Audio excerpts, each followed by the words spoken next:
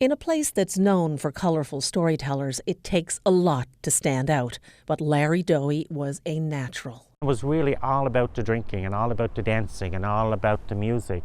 Digging into the archives, connecting the historical dots. We're looking at a Bible that would have been used at the same time that Shakespeare would have been writing all of his great works. Dohey wrote a weekly blog, sharing the interesting nuggets he found combing through the archives. Anything that he had in his mind or in his heart was available to everybody.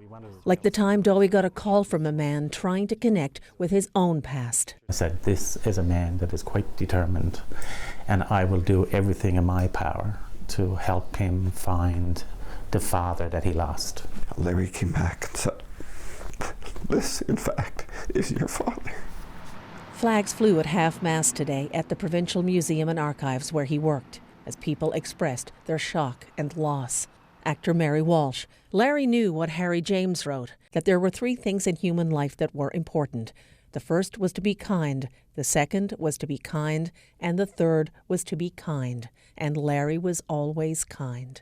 Comedian Mark Critch wrote, Larry Dohey will meet St. Peter. St. Peter will say, come in. And Larry will say, before I do, would you like to hear an interesting story about that gate?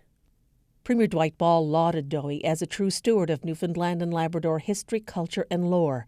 His passion and knowledge for our heritage will be greatly missed by so many. I think that's going to be his legacy, that archives aren't just for dusty researchers, but are really for the rest of us and to help us interpret today and maybe find the way to tomorrow.